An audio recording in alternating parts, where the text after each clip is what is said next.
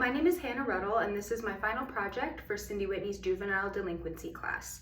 The topic for my final project is children in solitary confinement. The issue: juveniles experience solitary confinement worldwide every day. In the US alone, approximately 17,000 children are held in solitary confinement during their incarceration. We all have heard of solitary confinement and know the gist of what it is, but many do not know what it actually means to be in solitary. For both adults and juveniles, solitary confinement refers to being incarcerated in a cell alone for sometimes more than 23 hours a day with no access to radio, television, other people, and sometimes without access to education. These cells are usually small, some as small as 8 feet by 8 feet, and they usually do not have windows. Solitary confinement is most notably used for behavioral infractions or problems. There are many documented instances of kids being held in solitary confinement for long stretches of time, sometimes even years. These youth offenders are not allowed to have personal belongings, do not have access to counseling or mental health services, and are often not given adequate sleeping and living accommodations. These youth are likely to be shackled when leaving their cells. These harsh conditions in youth detention centers are known to threaten normal child development, and it's extremely traumatizing for adults, even more so for children. Being that our brains are not fully developed until age 25, exposure to solitary confinement at a young age has serious implications in terms of recidivism and overall health and development of young brains. This experience can also make trauma previously experienced by the juvenile worse and can exacerbate physical and emotional disabilities, damaging the youth offender for life. Solitary confinement is associated with severe mental health problems such as psychosis, self-harm, and suicide in adults and youth alike. Kids who end up in juvenile justice system rarely get there because they had perfect childhoods, loving parents, and support at home. Often these children are products of their environment, and they have a lot of trauma in their past that continues to hurt them and motivate them to act out. The process of being incarcerated is a triggering experience in and of itself, but solitary confinement and the treatment that comes with it can include strip searches and physical contact. This can be extremely triggering for children with a past history of sexual or physical abuse. LGBTQ youth, youth of color, and youth with disabilities are shown to be more likely to be placed in solitary confinement. This is most often under the guise of protection from other inmates, but really it's a lack of appropriate management and accommodation for at-risk youth. Solitary confinement has marked negative impacts on the juvenile's relationship with the staff. Young people in the juvenile justice system have high rates of mental health problems and developmental problems, therefore placing them at high risk for acting impulsively and participating in bad, risky behavior that can harm themselves or others. Solitary confinement does not fix this bad behavior, but instead exacerbates and contributes to it. Juveniles with ADHD or learning disabilities are likely to have an extra hard time coping with solitary due to the minimal contact with others and the boredom of being stuck in a small room all day with no activities, schoolwork, or social interaction. On any given day, there are 100 teenagers in solitary confinement on Rikers Island. 30% of the world's countries allow or condone the use of solitary confinement for juveniles. Our country, the US, is one of them, and they have done so on the grounds of administrative need and discipline. When someone is being held in administrative solitary confinement, it is because they are being transferred, reclassified, awaiting a hearing, or undergoing an investigation by the prison. Disciplinary solitary confinement occurs as a means of behavioral control and punishment for an inmate. This is meant to de-escalate behavior. Lobbyists have defended solitary confinement as a way to protect vulnerable inmates, as in putting the bad inmates in solitary protects the vulnerable inmates. But in reality, vulnerable inmates are often placed in high-level security areas of the prison, or in solitary for their own protection. Unfortunately, the negative side effects of solitary affect everyone, whether they are in there as a means of protection, discipline, or administrative need. The research. Solitary confinement goes against best practice standards for incarcerated youth. The use of solitary confinement for juveniles has been extensively criticized by the National Commission on Correctional Health Care, the American Academy of Pediatrics, and the American Academy of Child and Adolescent Psychiatry, just to name a few. On this basis, 29 states do not allow punitive solitary confinement in juvenile correction. 15 other states have time limits on the amount of time juveniles can spend in solitary. 6 states have no limitation or laws against solitary confinement for juveniles.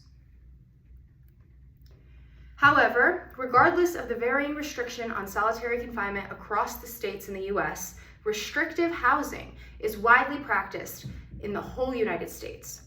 Restrictive housing is not clearly defined, but is broadly defined as an intervention involving the removal from the general inmate population, placement in a locked room, or inability to leave the room for the majority of the day. There is not much research around this practice and the health implications on incarcerated youth, especially in terms of mental health and suicide risk. There are many documented instances, however, of young people committing suicide after long stays in solitary confinement, notably Kalief Browder. When Kalief Browder was just 16 years old, he was sent to Rikers Island Correctional Facility, which sits 250 feet from the runway of New York City's LaGuardia Airport and is known for its notorious abuse and neglect of inmates. Browder was sent there not because he was found guilty of any crime, but because his family could not pay his $3,000 bail. More than 80% of those detained at Rikers have not been convicted of a crime, with teens between the ages of 16 and 18 making up almost 15% of the detainees. In Browder's case, he was accused of stealing a backpack. Although he maintained his innocence, refusing to take a plea bargain that would have released him, his charges were dropped eventually, but not before he had to spend 3 years of his youth at Rikers, 2 of them in solitary confinement. 2 years after his release, Kalief Browder took his own life. Tragically, there were no special protections for Kalief Browder, even though he was not yet found guilty, was only 16 years old, and his charges were shockingly minor. He was a child and he was detained in a terrifying prison with a reputation for inmate abuse. He was held in solitary confinement because he was acting out. If I were in his position, I would be acting out too. What happened to him was inhumane, unjust, and unethical. His only real crime was poverty and a less than ideal family situation. In most countries, including the US, 18 is the age of adulthood, where youths are given the right by the law to function as independent adults. Yet in the US, youths can be detained without their full set of rights and full autonomy. They can be punished and prosecuted at much younger ages than 18, with no minimum age depending on the crime and the circumstance. These practices are inconsistent with the UN Convention on Rights of the Child and is contrary to developmental and brain science.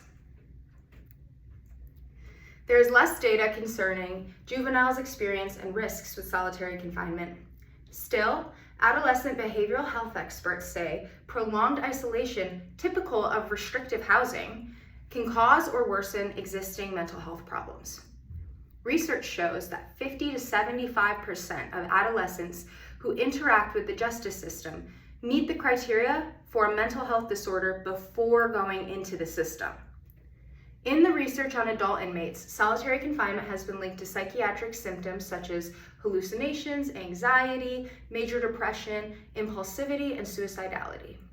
Based on this, the American Academy of Child and Adolescent Psychiatry has stated that juvenile offenders are at a particular risk for such adverse reactions as found in adults.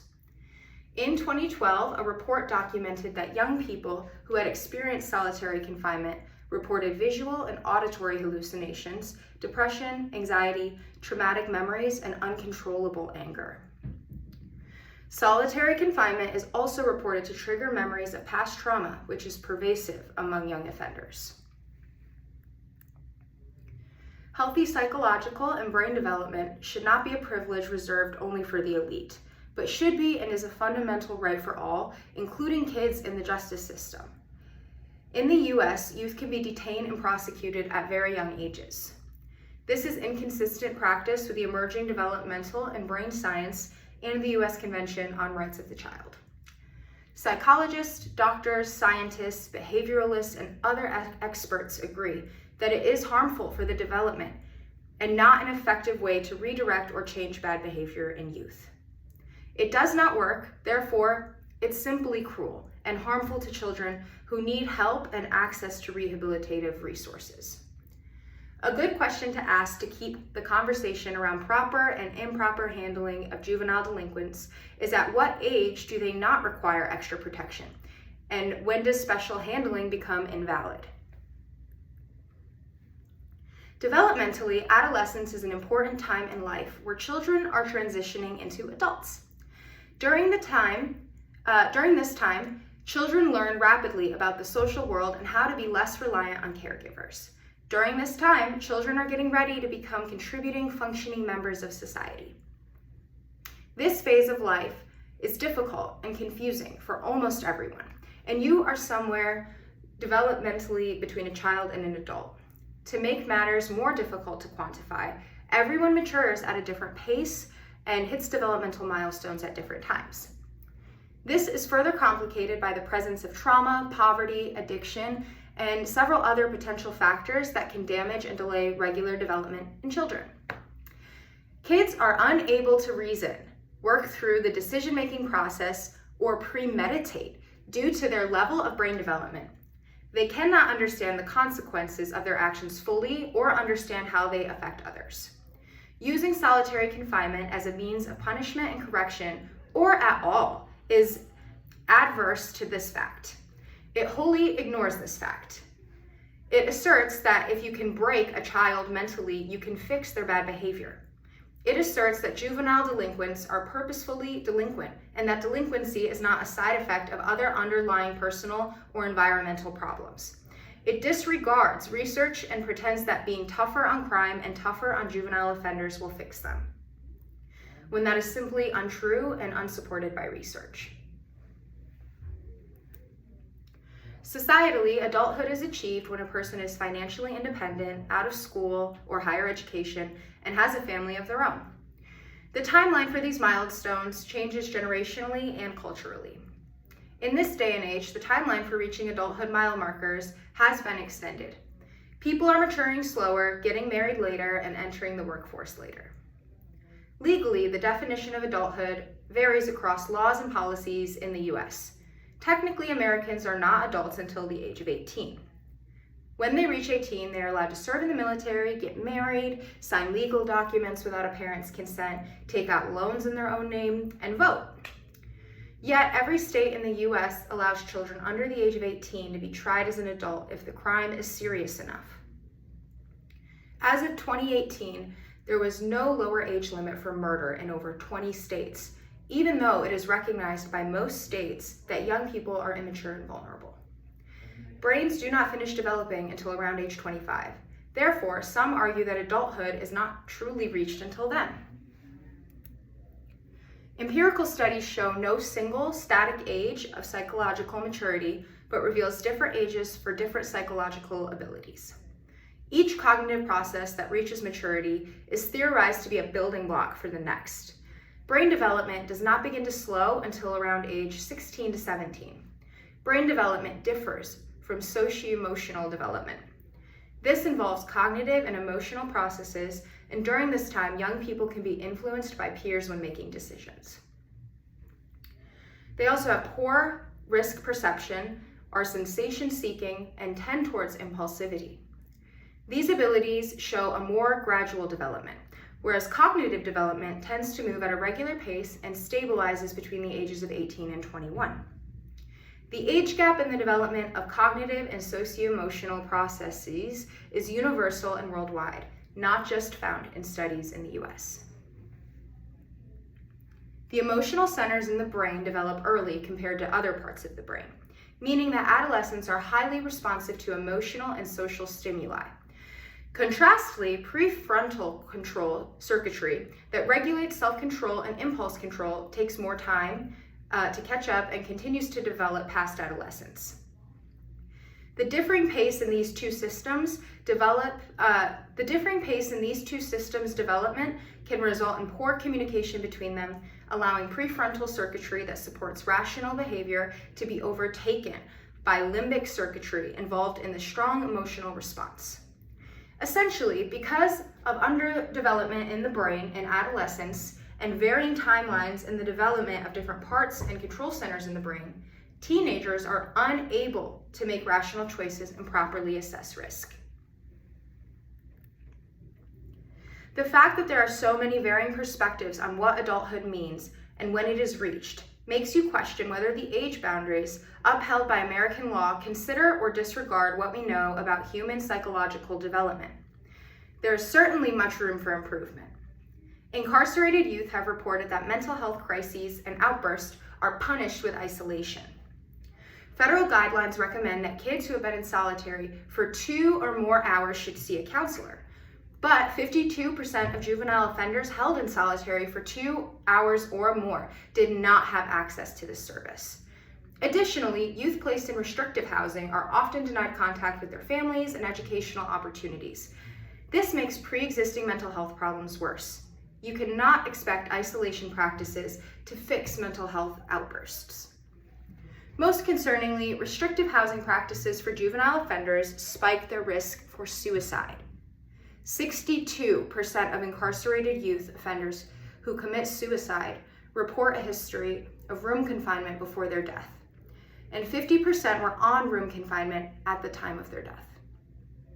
This practice is cruel, wrong, life-threatening, and a risk to the health of children. There is no true universal age of maturity, and findings from neuroscience show that the brain continues to develop and adapt to new information across the lifespan. However, this is different than the rapid development that happens from birth into the mid-20s. And the continuing development of the brain throughout the life is not legally relevant to the question of when an adolescent has adult brain capacity, and therefore liability. There have been attempts to create a human brain maturity index from developmental human structural and functional brain imaging data. These studies show significant brain changes into the 20s and even into the 30s. All this to say, there is much variability in the estimated age of developmental finality in the brain. And even with this variability, there is a general pattern of prolonged development of prefrontal control circuitry that is important for emotional regulation relative to development of sensory, motor, and subcortical systems. Further complicating the understanding of brain development, recent studies show that more mature brains appear less mature under emotionally arousing states compared to non-arousing states in both teens and 18 to 21-year-olds. Increased impulsivity and risky behavior tendencies happen under emotional influence in young people. In summary, social and emotional context influence the age at which a human brain can be considered done developing. Brain maturation and function is not a single process that follows a set timeline and is influenced by environmental factors. A child does not simply wake up on their 18th birthday, suddenly a fully developed adult, but rather development and brain maturation is a dynamic and extended set of processes that continue into young adulthood. Is there a solution? Prevention is a good start to keeping young people out of solitary confinement. Step 1 is to reduce the number of young people in secure settings, but how to do this is unclear. For young people with mental health and developmental disorders, trauma and attachment difficulties, early assessments, diagnoses, and intervention is necessary. There must be stronger support for kids who are at risk of contact with the juvenile justice system. There are some organizations that have started to address this problem, such as the Youth Justice Liaison and Diversion Services and the Community Forensic Child and Adolescent Mental Health Services. These services are meant to improve the identification, assessment, and care planning for young people who are at risk. Many young people at risk require a multi-agency approach to their care, which costs money and time. But is there anything better to invest in than the next generation? Shouldn't our society, which claims to be so civilized and wants to leave no child behind, care about at-risk youth, and do everything in its power to help them get onto a good path, we must improve conditions in youth custody and stop the use of solitary confinement. Conducting an individualized assessment of all juveniles in custody and learning what may trigger their challenging behavior can help increase staff awareness and ensure that these children receive the best care. This approach can also help staff understand and empathize with the young person, which can motivate them to become more involved and passionate about rehabilitating these young offenders. Young offenders require more therapeutic and social contact from staff and activities, and need to have daily reviews to prevent them from becoming held in solitary confinement. Knowing all the risks of solitary and understanding that juvenile offenders are still children should be motivation enough to provide these things. Another way to aid in ending the use of solitary confinement is maximizing the use of trauma-informed de-escalation techniques. These include enhanced behavioral health training for correctional officers and increased access to mental health professionals for youth and staff. Keeping incarcerated youth busy and productive is a way to redirect them. Conflict happens when residents are idle. Increasing access to recreation and developmentally appropriate activities is a great way to help rehabilitate youth. Furthermore, learning new skills, trying new activities, and discovering new interests will help juvenile delinquents develop a healthy way to cope and prepare them to reintegrate. This can also help develop their social skills and interpersonal connections, depending on the activity. Expanding the access to clinical medical care within detention settings is a very, very important part of reducing the use of restrictive housing. Although staff have basic training in restraint and seclusion practices for de-escalation, access to clinical tools such as injectable medication is limited. Temporary restrictive housing status may be enforced for an agitated individual, but should never be an alternative to clinical inpatient care when it is needed. Any incarcerated youth that has reached the point of acute psychological agitation where they are becoming a danger to themselves or others need to have access to psychiatric evaluation and potentially inpatient treatment. Most youth offenders come with a lot of baggage and problems mentally, emotionally, and physically. What they need is treatment, support, and redirection. Isolation practices are the inverse of these things, and they promote mental illness, loneliness, and continuation of bad behavior. If it is determined that there is no safe alternative to temporary restrictive housing for a youth offender, there must be strictly enforced guidelines to ensure that the use is as ethical, safe, and limited as possible. The child should be medically cleared before entering solitary, and a medical and behavioral follow-up with a professional must be conducted at regular intervals to ensure that that youth is safe. The adolescent should be removed from restrictive housing as soon as they no longer pose imminent risk. The restrictive housing should never be used or extended for punitive reasons. Juvenile offenders must maintain access to all their basic rights if solitary confinement is deemed necessary, including education, adequate nutrition, exercise, and time outside. Most importantly, it is necessary that detention centers who use restrictive housing keep accurate records of their use of restrictive housing to ensure that it is not overused and to monitor for any racial disparities. The health consequences, both mental and physical, associated with restrictive housing and incarceration in general, show the grave need to move away from the archaic correctional practice of isolation, especially for young people. Trauma-informed alternatives to incarceration for kids need to be explored and implemented. The goal should be diversion, and residential treatment centers could be a good alternative to juvenile detention. Less restrictive settings that focus on rehabilitation, education, and personal development are needed. This kind of care will require investment, but I believe it is well worth it, and that children in the juvenile justice system are worthy of the effort and deserving of adequate care. Let me just say that again. I believe it is well worth it, and that children in the juvenile justice system are worthy of the effort and deserving of adequate care. It is important that our justice system for juveniles take this work seriously and reduce or eliminate the use of solitary confinement. They need to establish clear protocols for the rare instances when it is deemed essential, and increase the transparency and documentation when solitary confinement is utilized. This will ensure safety and reduce disparities in its use. Children and adolescent psychiatrists are necessary to the juvenile justice system, and we must allow them to lead us in developing, supporting, and researching alternatives to solitary confinement and incarceration of adolescents in general. With their help, we can hopefully implement a better system that lowers recidivism rates and helps young offenders get back on the right track. Thank you so much. Have a great day.